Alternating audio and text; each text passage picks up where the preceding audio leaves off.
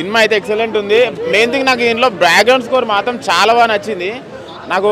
మళ్ళీ సినిమాటోగ్రఫీ అయినా డైరెక్షన్ అయినా ఒక్క సీన్ కూడా బోర్ కొట్టదు. కంపల్సరీ ప్రతి ఒక్క ఫ్యామిలీ చూడాల్సిన ఫిలిం. మిడిల్ క్లాస్ ఫ్యామిలీస్ అయితే కంపల్సరీ చూడాల్సిన ఫిలిము.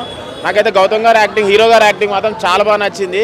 మళ్ళీ ఇలా ఈ హీరో కంపల్సరీ ఇక నెక్స్ట్ మంచి హిట్స్ కొడతారని అనుకుంటున్నా.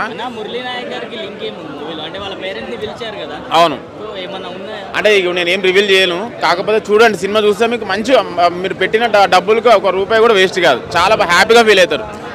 ఇప్పుడు డాన్స్ రాదు అని చెప్పేసి గౌతమ్ ని చాలా ట్రోల్స్ చేశారు కదా, మరి ఎలా చేశాడు? అంటే మూమెంట్స్ ఏం లేవు, జస్ట్ మన కొరియోగ్రాఫర్ పరంగా మామూలు చిన్న చిన్న మూమెంట్స్ ఉన్నాయి. కాకపోతే ఆయన యాక్టింగ్ బాగుంది. ఆయన యాక్టింగ్ పర్ఫార్మెన్స్ అయితే చాలా బాగుంది. ప్రతి ఒక్క క్యారెక్టర్ నాకు నచ్చింది. మూవీ అయితే నేను ఒక ఛానల్ తర్వాత ఒక మంచి సినిమా చూసినాను అనుకున్నాను. కంటెస్టెంట్ పరంగా నచ్చాడా లేకపోతే హీరో పరంగా నచ్చాడు?